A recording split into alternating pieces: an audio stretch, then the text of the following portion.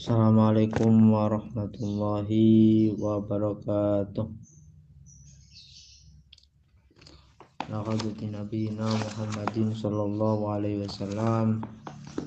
Summa ila khatatin jami'il awliya khususan ila sultani awliya sayyidina Syekh Abdul Qadir Al-Jailani wa ila jami'il musannifina al-mukhallisina khususan musannifat kitab Hasyim Asy'ari wa ila jami' usulihim wa ila jami'i masyayikhina wa masyayikhukum jami' ustadina wa ustadikum husan nurhi masyayikhil fala wa masyayikhil darikmah wa ila abina wa ummina wa ajdadina wa jaddatina wa liqada'i hajatina wa hajatikum lahumul fatihah. A'udzu billahi minasyaitonir rajim. Bismillahirrahmanirrahim. Alhamdulillahi rabbil alamin arrahmanir rahim maliki yaumiddin. Iyyaka na'budu wa iyyaka nasta'in ihdinas siratal mustaqim siratal ladzina an'amta 'alaihim ghairil maghdubi 'alaihim waladdallin amin. Kita mulai pengajian Jami'il Maqasid pagi pada hari ini. Semoga apa yang kita lakukan hari ini dapat diterima dengan baik oleh Allah, jadi amal ibadah. Amin ya rabbal alamin. Bismillahirrahmanirrahim. Qala musannif rahimahumullah nafa'ana bihi wa bi ulumihi wa bi asrarihi fid dharain amin ya rabbal alamin. Wa tajibu lan wajib apa as-sholatu nglakoni sholawat atau maca sholawat alaihi ing atase Kanjeng Nabi zadahu muga-muga nambahi ing Kanjeng Nabi sapa Allah Gusti Allah sarofan ing kamulyan ladaihi ing dalem ngersane Kanjeng Nabi. Lazadahullahu syarofan ladaihi, ini namanya jumlah mu'taridah, jumlah yang disisipkan di antara sebuah bentuk susunan kalimat. Jadi berada di tengah-tengah susunan sebuah kalimat atau sebuah alinea, kemudian diletakkan di tengah-tengahnya sebagai jumlah tersendiri. Biasanya nggak doa-doa ngeten iki. Fi tasyahudi wajibnya di mana? Fi tasyahudi ing dalam tasyahud al akhiri kang akhir mingkuli sholatin saking saben-saben salat. Artinya begini, wajib membaca sholawat kepada Kanjeng Nabi pada tasyahud akhir. Jadi Allahumma sholli ala sayyidina Muhammad wa ala atas nantiku Allahumma sholli ala sayyidina Muhammad atas di sini sholawat kepada Nabi pada tasyahud akhir niki wajib. Kalau tasyahud awal niku bukan wajib tapi sunnah. Wakila lan den dawake fil umri wajib, wakila den dawake apa fil umri utawi maca sholawat iku wajib ing dalem saumur marotan kelawan sapisan. Wakila lan dawake apa kullu ma utawi saben-saben barang dukura kang wis den tutur apa ma.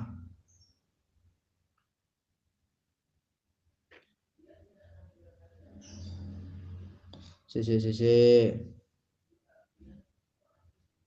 wakil lan den dawuhake apa kullama zukira kullama ya Allah ya Karim. Wakilan den dawuhake apa kullama zukira utawi maca sholawat iku wajib ing dalem semangsane den kullama zukira dan semangsane den sebut sapa Kanjeng Nabi.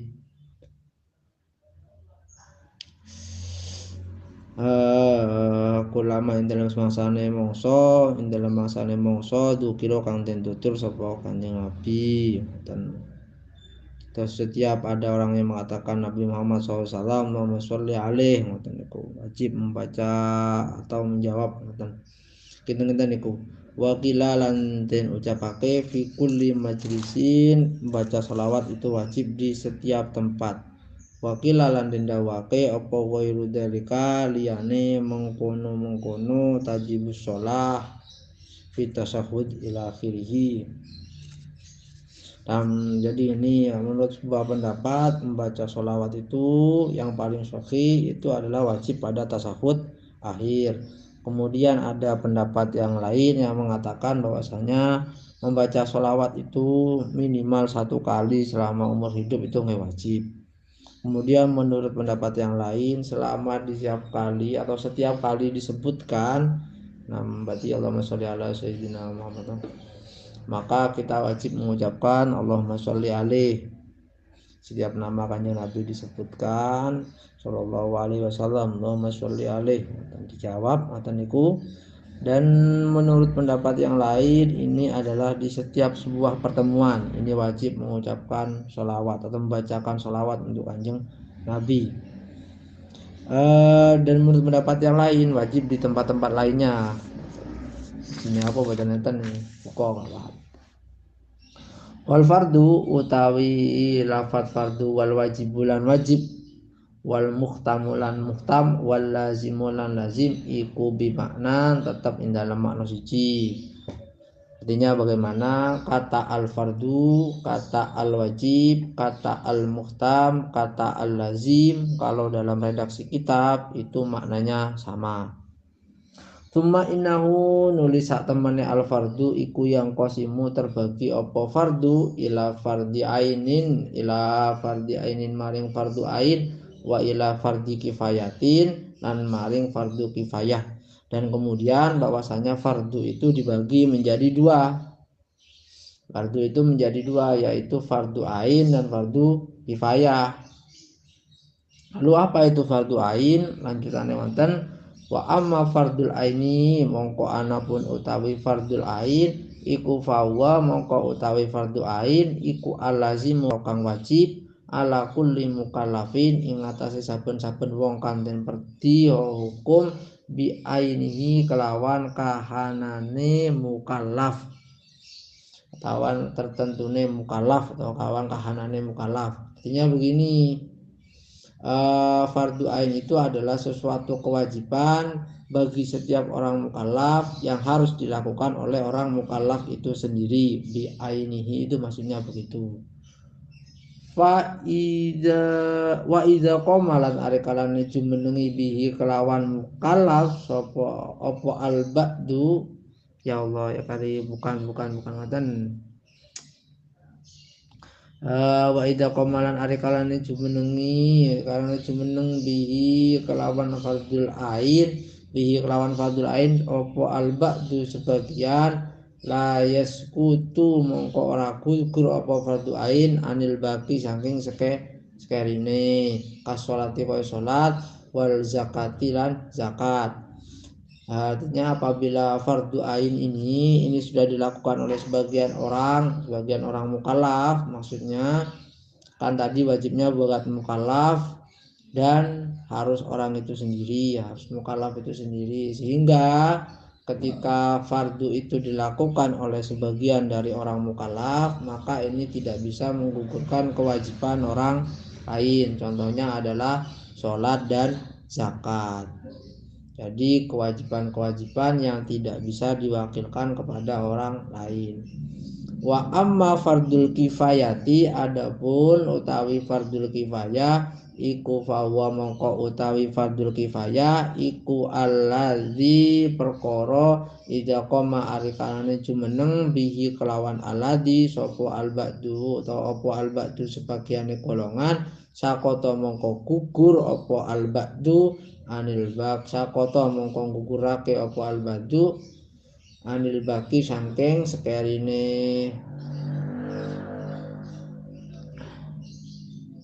Karot disalami kaya jawab salam wa sholatil janazati lan sholat janazah wa khifdil qur'ani lan ngarekso al-Qur'an an zuhri qalbin saking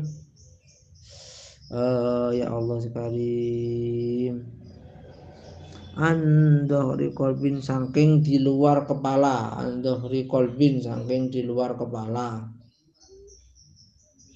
Wal amru utawi perintah bil ma'rufi kelawan agawe ma'ruf wan nahyi lan larangan anil mungkari saking perkara kang mungkar bisartihi kelawan syarate nahyu amrul ma'ruf wan nahyi mungkar wal qiyamilan jumeneng bil harfi kelawan huruf annafiati kang manfaati al muhtaji kang den butuhake apa ilaiha nafi'ah apa ilaiha haruf apa ilaiha huruf. Artinya begini, contoh-contoh dari fardu kifayah ini adalah sebuah fardu yang mana apabila sebagian golongan itu sudah melakukan, maka kewajiban yang dilakukan oleh golongan tersebut ini bisa menggugurkan kewajiban bagi sisa-sisa dari golongan orang tersebut. Contohnya begini, ada orang mati di suatu desa, penduduknya ada 200 orang, kemudian ada 40 orang yang melakukan sholat jenazah, mengubur dan sebagainya, maka kewajiban yang menimpa 200 orang ini menjadi gugur dengan adanya perwakilan orang-orang ini. Ini namanya fardu kifayah, fardu yang diwajibkan bagi sebuah golongan. Kemudian apalagi contohnya adalah raddu salam, menjawab salam. Apabila di suatu tempat sudah ada seseorang yang menjawab salam, maka kewajiban yang lain ini gugur. Kalau kita bicara tentang salam, maka ada yang menarik. Raddu salam atau menjawab salam ini hukumnya wajib. Sedangkan mengucapkan salam ini hukumnya sunnah. Namun menurut ulama, apabila dibahas yang mana yang lebih utama, maka mengucapkan salam itu pahalanya lebih utama meskipun ini adalah sebuah kesunahan. Sedangkan menjawab itu hukumnya adalah wajib.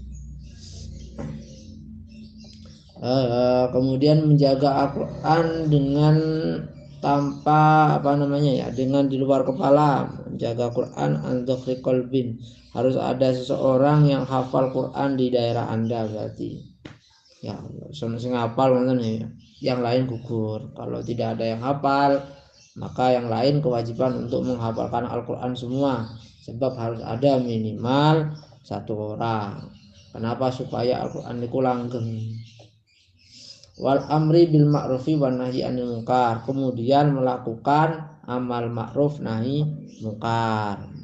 Amal ma'ruf ini artinya memerintahkan kebaikan dan mencegah orang-orang dari melakukan hal-hal yang dilarang agama.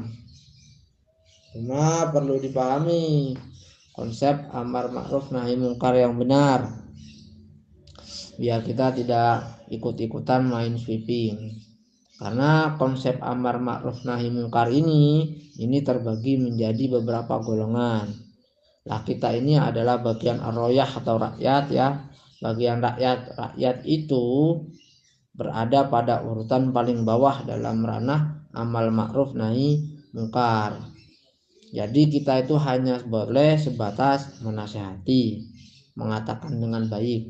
Kalau kita main rampas, kita main bantai, main pukul, ini tidak dibenarkan secara syariat. Karena kita bukan orang yang berhak. Yang berhak ini adalah ulul amri atau qadhi atau pemerintah. Kalau sekarang ya berarti negara Republik Indonesia lah yang berhak, ya kepolisian. Lah kok kita diperbolehkan, maka ya nanti akan ada unsur kekerasan di mana-mana kalau sampai diperbolehkan semua rakyat dengan alasan amal ma'ruf nahi munkar, sehingga yang diperbolehkan memang hanya pihak-pihak yang berwenang saja. Kalau kita amar ma'ruf nahi munkarnya cukup dengan menasihati. Itu pun dilihat-lihat. Kalau kira-kiranya tidak bisa dinasihati, sampai nasihati malah sampai diseneni, ayo biarkan saja. Nah, jadi harus dilihat juga situasinya. Kemudian wal qiyami bil harfi an nafiati al muhtaji ilaiha, maksudnya ini kira-kira wal qiyami lan jibnake bil harfi kan huruf, maksudnya ini mungkin harus ada seseorang yang mengajarkan kepada orang lain tentang ilmu-ilmu yang bermanfaat. Insyaallah ngoten maksudnya. Buatan enten keterangan ya soalnya kita sangat umum cendek. Wallahu a'lam, nek paham kula ini maksudnya adalah mengajarkan ilmu-ilmu yang bermanfaat. Jadi kalau sudah ada satu orang yang mengajarkan tentang ilmu-ilmu yang bermanfaat, maka kewajiban yang lain ini gugur. Wa sunnatu utawi sunnah wal mandubu lan mandub lafat al mandub, wal mustahabu lan lafat al mustahab, wal fadilatu lan lafat fadilah, wal muraghabu lan lafat muraghabu fihi iku bimakna tetep kelawan makna siji. Jadi lafat as-sunnah, al mandub, wal mustahab, fadilah, muraghabu fihi ini semuanya mempunyai makna yang sama atau maknanya itu sinonim.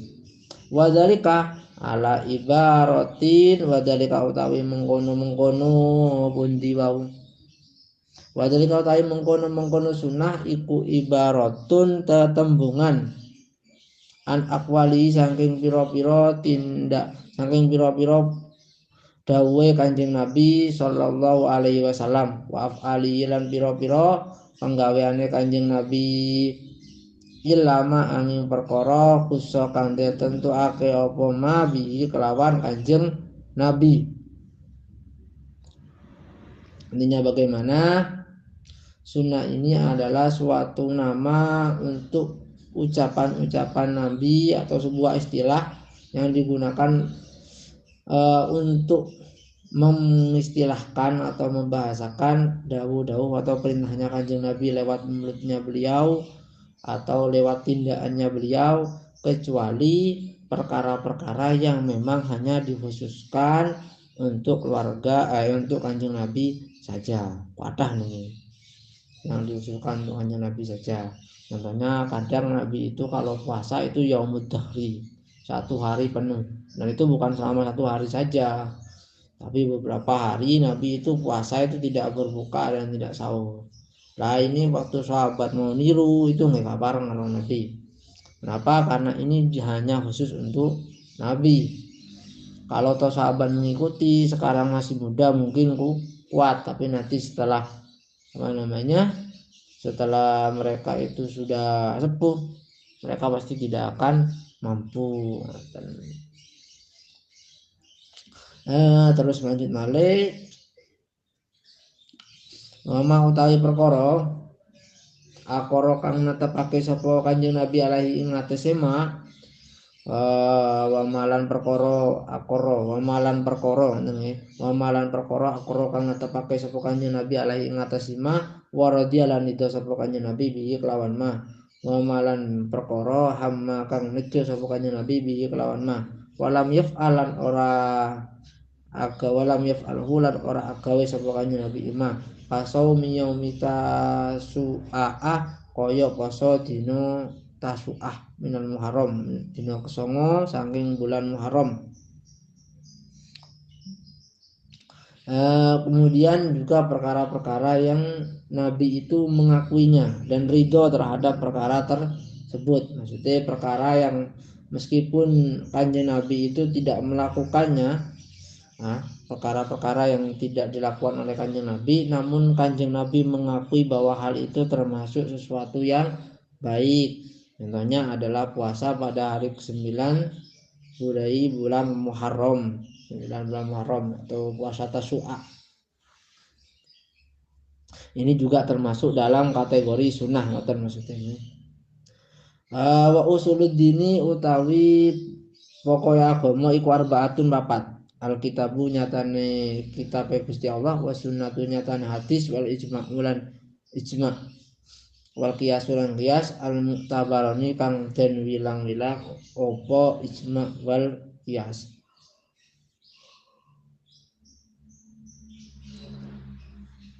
Jadi pokoknya agama ini ada 4. Yang pertama itu Al-Quran, yang kedua itu hadis, yang ketiga itu ijma'nya ulama, yang keempat adalah qiyas yang dan sama dengan qiyas, dan yang nomor 3 dan 4 adalah ijma' dan qiyas yang benar-benar muktabar. Ijma' dan qiyas yang muktabar itu bagaimana? Jadi ulama itu punya standar tentang bagaimana seseorang itu bisa melakukan qiyas sendiri atau melakukan ijma' ulama. Jadi enggak semua kiai terus jadinya ijma' ulama dan terus berfatwa nggih boten ya, malah salah paham kabeh. Gak paham syarat ijma' barang malah jadi-jadine kaya ngoten niku. Kias itu juga seperti itu, tidak semuanya hukum itu nanti main kias-kiaskan, tidak boleh. Apalagi hanya berdasarkan dengan kaidah. Karena syarat seseorang itu untuk bisa mengamalkan kaidah itu minimalnya harus hafal berapa ribu hadis, dan sebagainya, paham hukum fikih dan sebagainya. Kalau tidak seperti itu, oke, bukan sakit hanya mengandalkan kias saja, harus berdasarkan pendapatnya ulama. Nah, bagi yang tidak cocok dengan hal-hal ini, wama utawi perkara khalafa kadulaya di apa ba hadhil arba'ata ikilah papat, bahwa mongko utawi ma iku bid'ah. Nah, kalau seorang itu tidak sesuai dengan empat hal ini, Quran tidak sesuai dengan hadis, tidak sesuai dengan ijma ulama, tidak sesuai dengan qiyas juga tidak sesuai, maka orang tersebut ini bisa dikatakan bid'ah. Wal murtaqibu lan utawi wong kang nglakoni ma iku mutadiun arang wong kang bid'ah, ya tak ayam kang tertentu apa ijtinabu ngedoi ing ma wa zajruhu lan nyegah iman itu nggih yang murtakib, maksudnya apa ijtinabu ngedoi murtakib wa zajruhu lan nyegah murtakib. Terus kemudian seseorang yang tidak sesuai dengan empat aturan ini, artinya tidak sesuai dengan kitab, tidak sesuai dengan sunnah, tidak sesuai dengan qiyas, tidak sesuai dengan ijma, atau menggunakan qiyas dia sendiri, maka orang-orang ini disebut dengan orang-orang yang bid'ah. Orang yang bid'ah yang mana nggih contoh niku nggih zaman sakniki niku. Kalau zaman sekarang kan sangat banyak para napanya ini ustaz membalik dan sebagainya, itu yang sangat suka sekali menafsirkan Al-Quran namun dengan pikirannya pribadi, bukan lagi bertendensi pada tafsirnya, tapi berdasarkan pemahamannya pribadi, hanya dilihat ngana bahasa Indonesianya, bukan niku akhirnya nggih bukan niku jenenge delun mudilun, sangat menyasarkan orang lain. Toh bener tetap dolar jika benar, jika sesuai dengan tafsirnya. Enggak, ya rata-rata memang tidak sesuai karena hanya menafsirkannya sendiri. Ngoten niku. Akhirnya rebutan tafsir. Padahal ya salah kabeh ya. Nah, yang orang-orang seperti itu lebih baik kita jauhi, dari kalau bisa kita cegah. Supaya cegah ya pemerintah. Tadi ku asli deh. Kalau kayak kita ya mencegah aja, cukup mengatakan saja. Wa minal matlubi lan iku setengah saking perkara kang den supre itiqaduman utawi oleh nikotakene wong alima kang ngerti sapa man wa amilalan amal sapa man wa lazima lan netepi sapa man adab syariati ing adab syariat. Sisi ngono. Wa minal matlubi lan iku setengah saking perkara kang den supre i'tiqaduman utawi nikotake ing wong atau yakin ing wong ulima kang den wuri sapa man wa amilalan alima kang alim sapa man atau kang ngerti sapa man wa amilalan ngamal sapa man wa lazimalan netibi sapa man adab syariati ing adabe syariat. Wa hibus wa sahabalan ngancani wa sahabalan ngancani atau sahabah sahibah nggih supaya sahibah atau sih sahabalan ngancani as-solihina ing pira-pira wong kang soleh.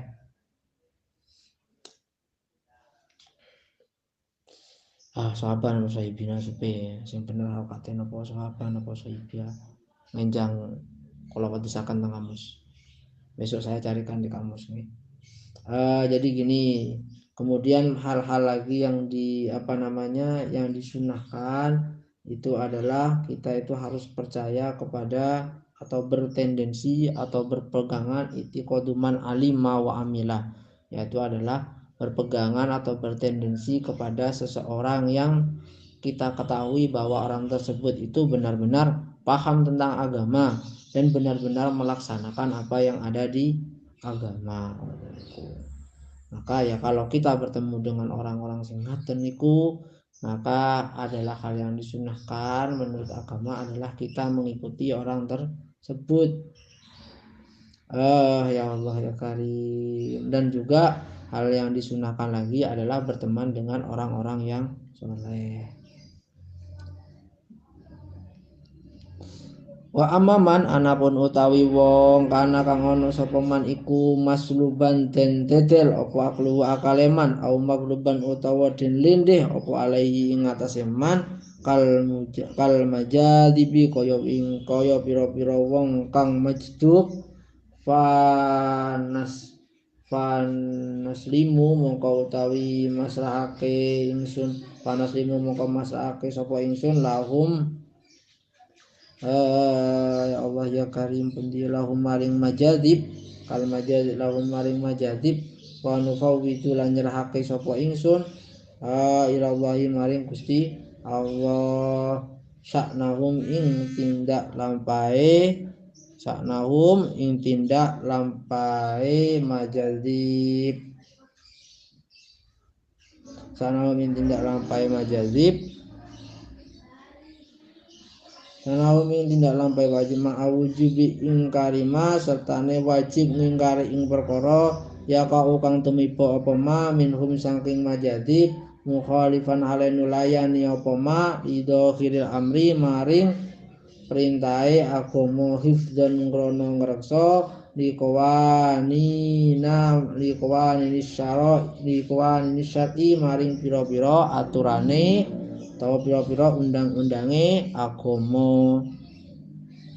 Sedangkan apabila kita itu bertemu, sedangkan untuk orang-orang yang akalnya itu tidak ada akalnya, maksudnya itu tertarik akalnya atau tertindih akalnya karena rasa inginnya mendekat kepada Tuhan, seperti halnya orang-orang yang jadab, yang majdub, yang hatinya itu tertindih hanya ingat pada Allah saja, maka fanaslimu lahum wa nufawwidu ilallahi sya'nahum. Artinya menurut Bahasim mempunyai musannaf, maka untuk orang-orang ini saya itu no comment, saya terahkan hal-hal tentang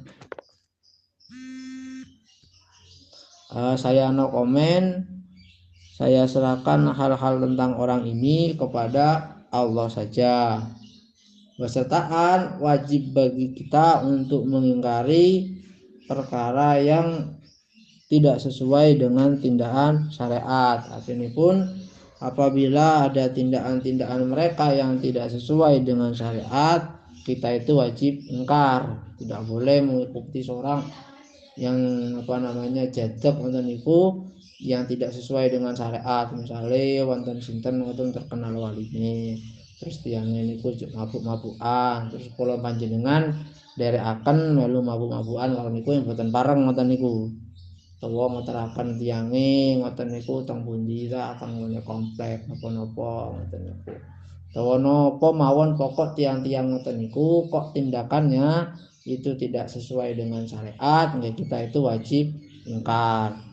Yang griya ngoten niku nggih kadang wonten kados Habib sinten ngoten niku namu kados tiang-tiang sijadah. Ning kok napa jenengane kok polahnya itu tidak sesuai dengan syariat, misalnya cok kodani mbak-mbak nggih tak seneni, tak kon ngalih, tak mulih ngono. Tak omongi wani-wani kudu meneh tak keplak. Ngoten niku, mesti kita itu memang tidak boleh berpikir buruk tentang orang-orang yang terkenal seperti itu. Nggih, ning kita itu tetap wajib ingkar kalau tidak sesuai dengan aturan syariat, tidak boleh membenarkannya. Kenapa seperti itu? Ini untuk melindungi undang-undang agama ngoten niku. Karena kalau dibiarkan tanpa batasan, maka nanti bukan bisa berbahaya, bisa membuka pintu celah bagi orang-orang yang mengaku jadab kemudian melakukan hal-hal yang tidak dibenarkan oleh agama.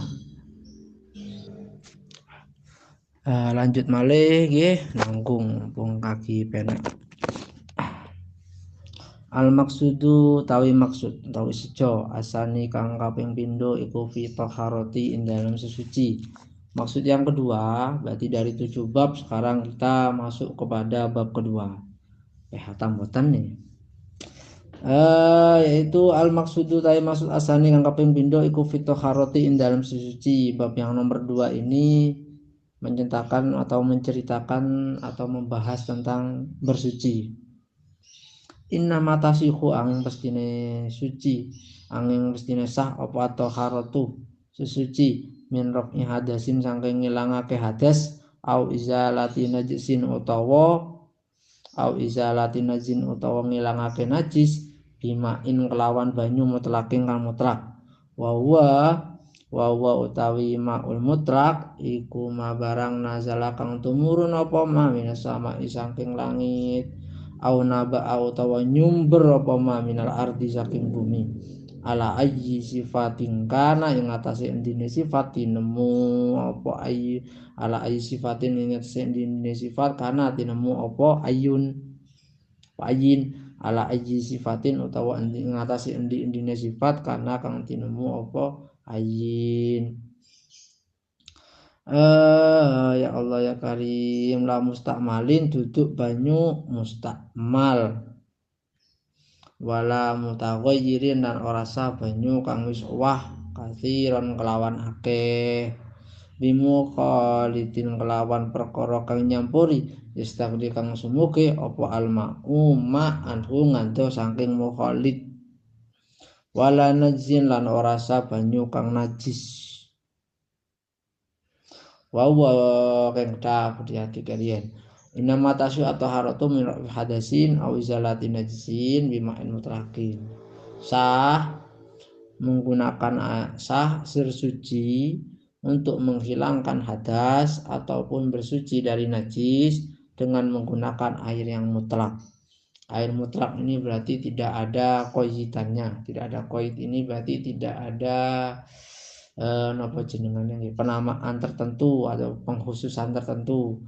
Misalnya banyu niku banyu biasa, banyu jeding, air jeding ngoten niku diletakkan di gelas tetep jadine banyu putih. Diletakkan teng apa jenengane pun nang wadah sing ombong ya tetap banyu putih, tidak berubah.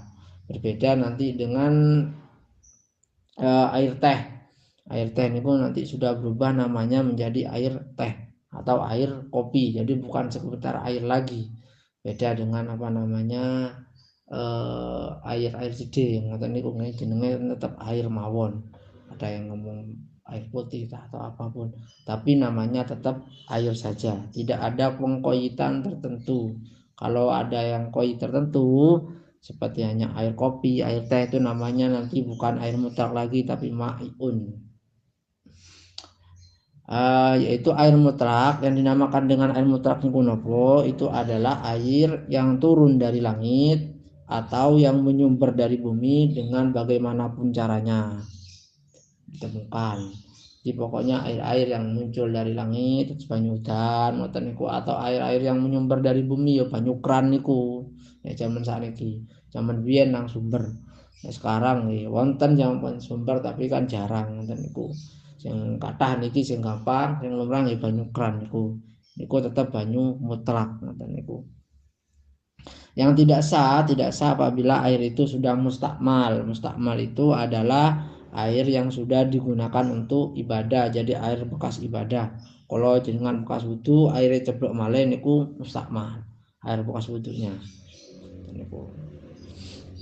Kecuali kalau airnya banyak ya, ngoten niku airnya jedinge ombok, kalau jenengan wudu mustakmale tiba, banyune mustakmal tiba tapi jatuh ke air yang banyak sekali, ngoten niku airnya tetap tidak mustakmal, tetap balik menjadi suci lagi ketika bercampur dengan air suci yang banyak.